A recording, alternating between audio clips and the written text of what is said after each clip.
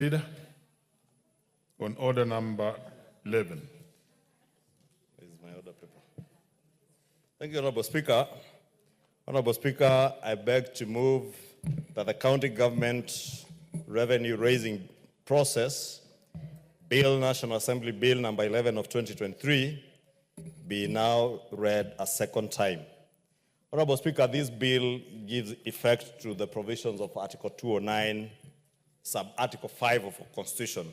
And as you know, Honorable Speaker, Article 209 of our Constitution delineates the respective functions of our two levels of government, both the national government and the county governments, on imposition of tax.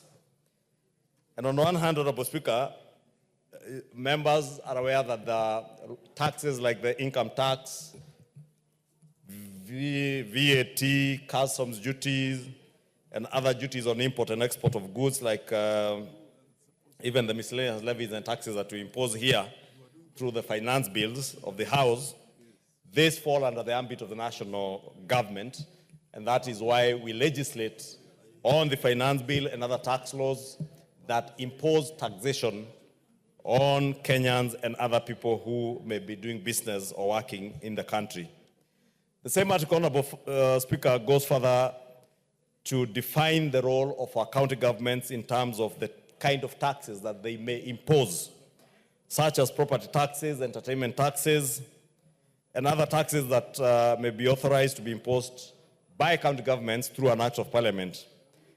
And these taxes, as imposed by the county government, must be done in a way that they do not jeopardize the national interest of a country. And indeed, Honorable Speaker, if you read Article 209(5) of our Constitution, it introduced that very important safeguard in light of taxation imposed by both levels of government, and answers a number of questions in relation to the imposition of taxes between the two levels of government. And some of the questions that Article 209, sub-Article 5 answers are, one, could there be instances where, for instance, there might be a clash between or a disruption in the opposition of taxes between the two levels of government? And it is true that there could be instances where there is a clash on the imposition of taxes by the two levels of government. Two, how then do we secure our national interests so that a county does not jeopardize the entire country's greater interests in an attempt or in the endeavor to impose tax at the county level? Three, Honorable Speaker, the same article answers the question on how do we secure movement of goods, services, capital, labor within and across the counties within the sphere of the national space for trade without inhibiting international protocols and agreements intended to ease regional trade. And for instance, Honorable Speaker, this afternoon we are discussing the issue of enhancing, deepening, and tightening our regional integration. And part of the work in deepening and tightening our regional integration is issues around trade. And it could be possible, Honorable Speaker, that, for instance, the county government of Kajiado, that neighbors our neighboring country of Tanzania, or maybe the county government of Busia, imposes certain taxes that may inhibit either the movement of goods and services from a neighboring country within our regional bloc, trading bloc, or even inhibit trade. For instance, the city of Nairobi, the county government of Nairobi may impose taxes that inhibit the movement of goods or even labor and services between a county like Mombasa and a county as productive as the county of Nandi.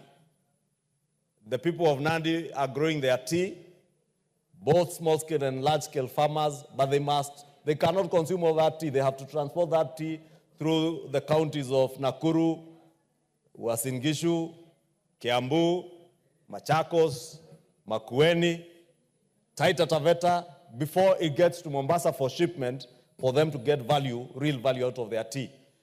And all these county governments in between may impose certain taxes that may inhibit not just the movement of those goods and services, but also international or regional trade, Honorable Speaker. And that is what we are seeking to cure with this bill, Honorable Speaker. And indeed, if you read Article 205, sub-Article 9, that article that I have drawn reference to, it says that the taxation and other revenue-raising powers of a county shall not, and the word is shall, not may, mandatory shall not be exercised in a way that prejudices national economic policies, economic activities across county boundaries, or the national mobility of goods, services, capital, or labor. And that is what, Honorable Speaker, I've just paraphrased in saying it is both national, regional, and even international mobility of both goods, services, capital, or even labor. And therefore, Honorable Speaker, it is in this background that this bill gives effect to the constitutional requirement of Article 209(5) of our Constitution by defining the manner in which the national government... Leader, for just the records, that is Article 209. Yes, 209 sub-Article 5. Sorry, I'm very well confusing 209(5) with 205(9). 209(5).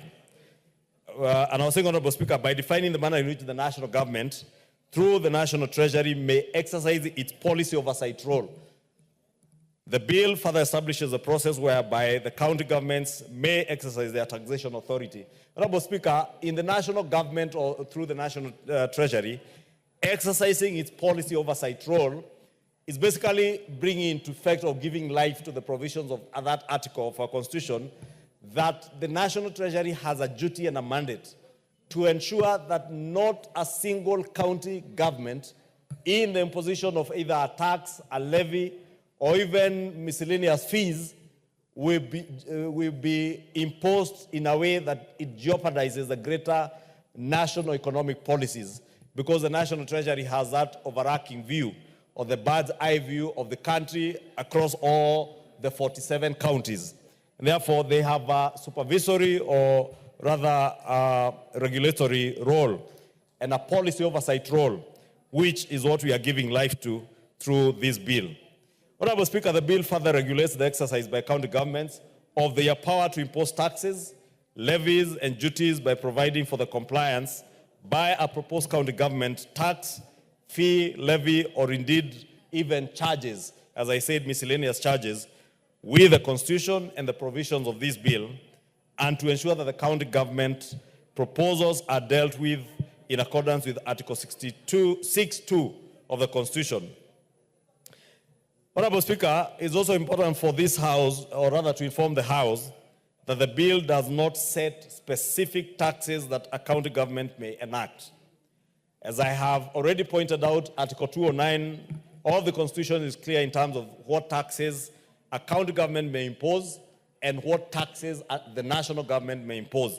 And therefore, this bill is not in any way trying to set the specific taxes that may be imposed by the county governments. And I think that is important, because I had heard when this bill was read for first time, and as a committee went for public participation, there were concerns that were raised that maybe the national government intends to impose certain levels of taxes that will be set by our county governments. That is already provided for in the Constitution. As I said in my opening remarks, Honorable Speaker, you know there is no county government that can impose VAT or income tax on anybody, but they can impose property taxes, Honorable Speaker, and that is already provided for in the Constitution, and we are not seeking to do that in this bill.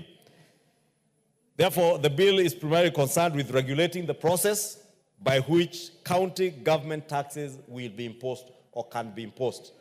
Just the process, so that in exercising that oversight role, Honorable Speaker, that I mentioned, county governments also do not jeopardize our national interests, or indeed those other regional interests, because we are in the era of integration and regional integration, and it is possible, as I was using the case examples of the counties that border our regional neighbors, they may impose charges.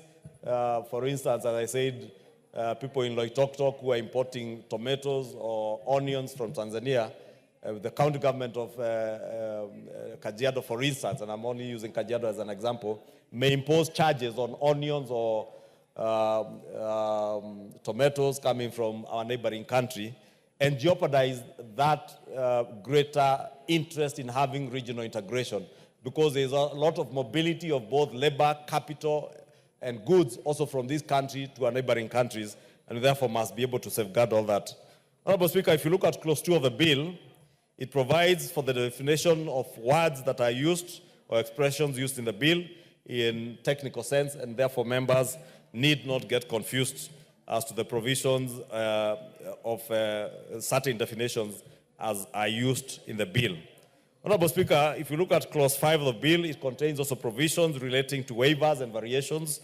It states that a tax or a licensing fee, including a fine, a penalty, may not be varied except by legislation. It contains important checks and safeguards for waivers or variations of any tax or licensing fees, such as indicating reasons or policy objectives for the variation of waiver, the impact of the variation or waiver on revenue collection, and the likely economic impact of the variation or waiver. Honorable Speaker, you know, in the old constitution, or under the old constitution before 2010, the cabinet secretary in charge of the National Treasury could even waive taxes or levies or licensing fees. But under the new constitution, even the cabinet secretary lost that power. Indeed, it is only this house that has powers to waive or even impose taxes. And that is why, Honorable Speaker, clause 5 of this bill has those provisions that relate to waivers and variations. Again, to guard against abuse of processes, Honorable Speaker, because you may find chief officers, chief finance officers, county executive committee members, or even people in our National Treasury varying and waiving fees and penalties and interest, Honorable Speaker. And that is why, Honorable Speaker, you find in one of the bills, without anticipating debate, Honorable Speaker, the tax procedures bill that is currently undergoing public participation after being read for a first time last week has a particular provision dealing with tax amnesty. Because, as I said, it is only through Parliament that you can even waive penalties or even interest on tax arrears owed to KRA or to other government agencies by members of the public. And indeed, I look forward, Honorable Speaker, to the second reading of that tax procedures bill when it comes up for debate. Because I know there are many, many Kenyans, Honorable Speaker, especially members of the public who did business with many of our county governments across the country, who are owed hundreds, in fact not hundreds, billions, tens of billions of shillings owed to business people across the country who cannot be paid, but KRA is on their necks, demanding taxes, imposing penalties and interest on what they are owed simply because they invoiced. And when they invoiced, they were supposed to pay taxes against those invoices, but those invoices are yet to be settled by government agencies or even the county governments, and therefore KRA continues to impose penalties over penalties, and it is those people, Honorable Speaker, that we seek to help through, as I said, Honorable Speaker, some of the provisions in the tax procedures and tax laws that will be coming before this House, as I said, without anticipating debate. Honorable Speaker, just trying to move quickly, Honorable Speaker, clause 8 of the bill contains a very critical provisions also for establishment and composition of the Interagency Transitional Committee by the Cabinet Secretary for the purpose of reviewing all fees and charges imposed by the county governments prior to the commencement of the Act. The bill proposes a 5-member committee consisting of representatives from the National Treasury, the Commission on Revenue Allocation, the Intergovernmental Relations Technical Committee, the Kenya Revenue and the Kenya Revenue Authority. The committee's role shall be to review the taxes, charges, and fees imposed by a concerned county.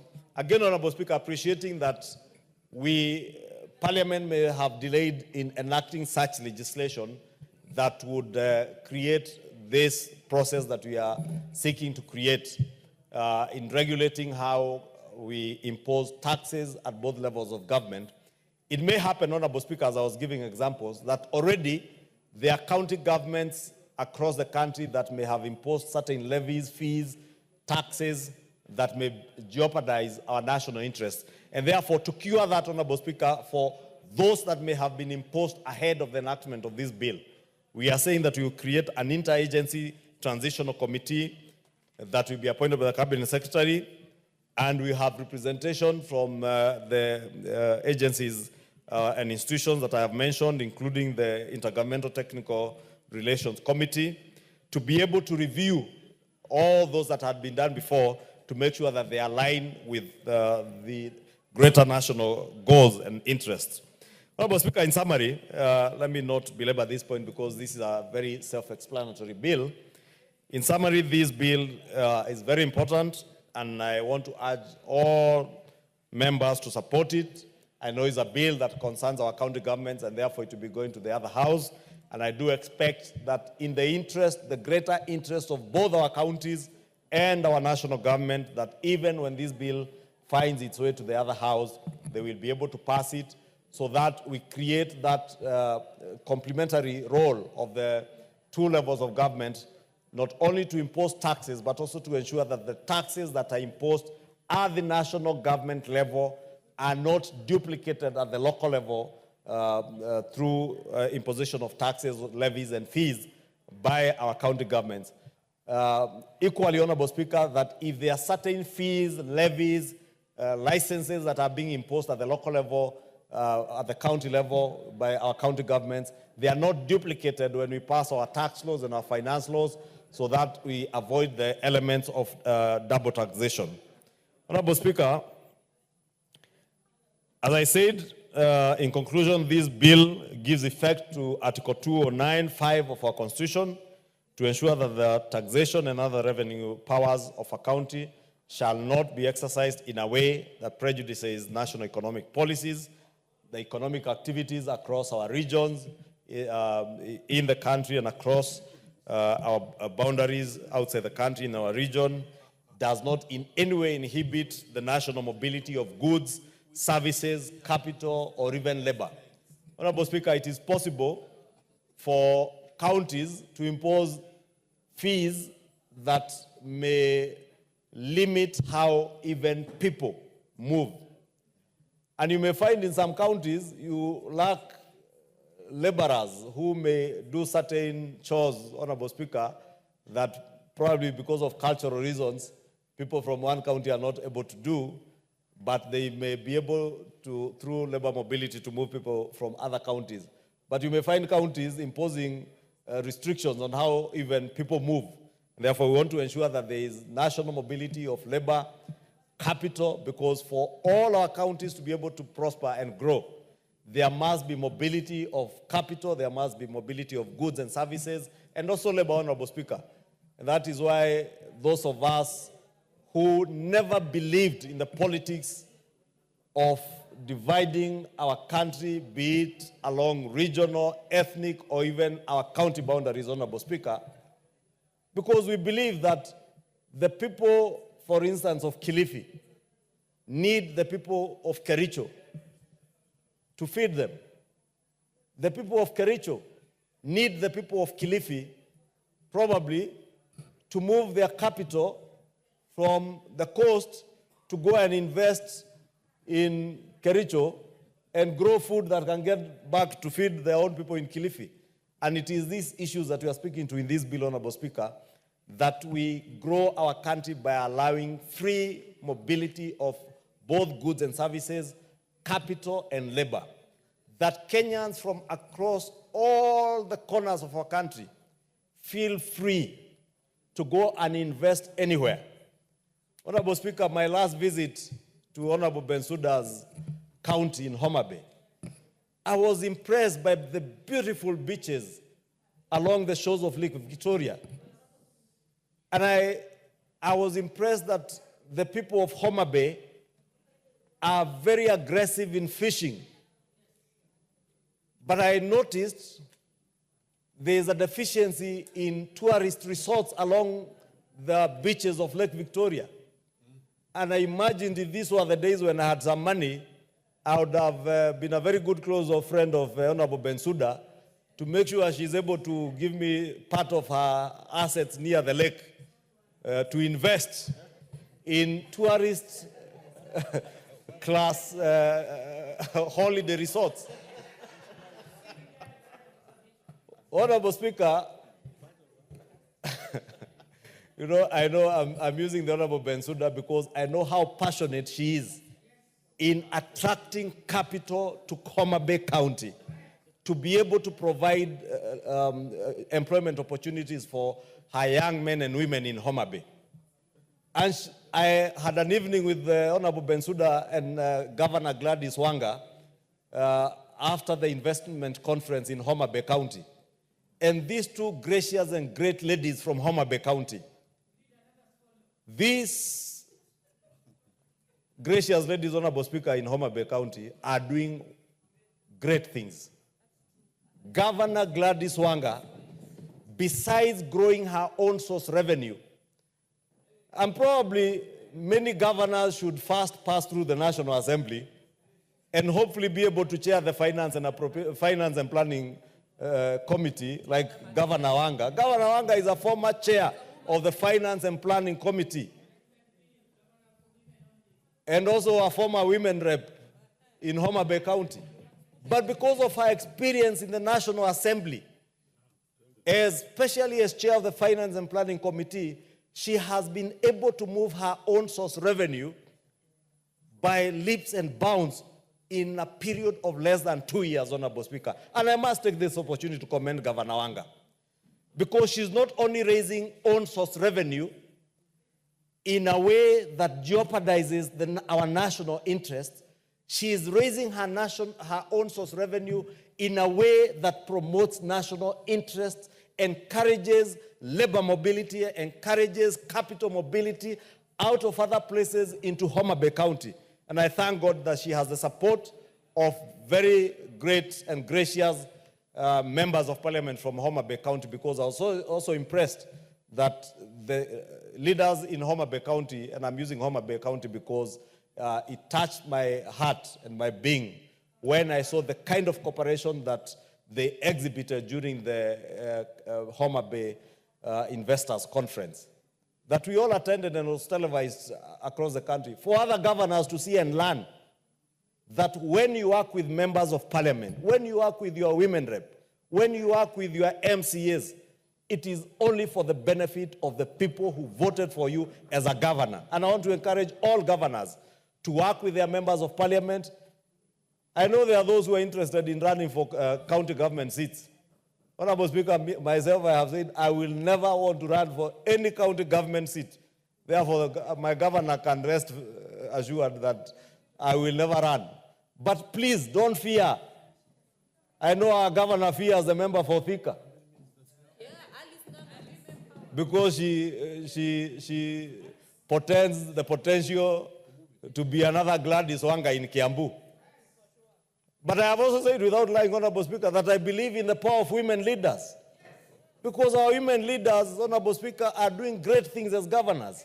Not just Governor Wanga. If you look at my party chair, Governor Cecily Mbarire, she is doing great things in Embu, even with sabotage from a few of us, or one or two of us. It may not be everybody, Honorable Speaker, and we don't have that latitude. I'm not here on a praise and worship session for governors, but I want to encourage them. Let them work with other leaders, with their county assembly members, even as we actualize the provisions of this bill, Honorable Speaker, the county government revenue raising process bill, that they may use it to encourage not just the cooperation of other leaders, but the cooperation of their neighboring counties and other counties. I look forward to the day, Honorable Speaker, in this country, the governor of Wajir, the governor of Marsabit will be working with the governor of Kiambu, the governor for Nyeri, the governor for Kericho, to make sure that those things that are not available in their counties, they are able to exchange, and there is that free mobility of labor, of capital, so that even those of us who come from crowded counties like Kiambu and Kisii, and Nyamira, for instance, where Honorable Irene Mayaka comes from, that the people of Nyamira, the people of Kiambu will feel free to go and invest in Marsabit, to go and invest in Turkana County or Wajir. And indeed, the people of Wajir, and I must commend our brothers and sisters from the far north, they're investing all over across the country. That is the kind of country we all yearn for. And I want to pray that with this, the enactment of this bill, with your support, honorable members, and with the support of honorable senators, we shall be able to create better revenue-raising measures for our county governments, revenue-raising measures that don't jeopardize our national interests, that encourage not just inter-county trade and inter-county mobility of both capital and labor, but also promote business, promote trade, and promote the prosperity of all our counties and our nation at large. With those many remarks, Honorable Speaker, I beg to move, and I want to request my very able deputy. And Honorable Speaker, when I say my very able deputy, the Honorable Member for Kilifi North, the Honorable Owen Bayer, I mean it, my very able deputy. A deputy who cannot even be impeached. Very well. Because he's very able. Thank you, Honorable Speaker. I beg to move. Honorable Watch, just for the record, I know you are first on the list here, but Majority Leader was within his time. And possibly he has just demonstrated how a bill should be moved. Not a situation whereby you have a bill and you just do it in 2 statements and you sit down. Proceed, Deputy Majority. Honorable Speaker, I thank you, and from the onset, I second this bill.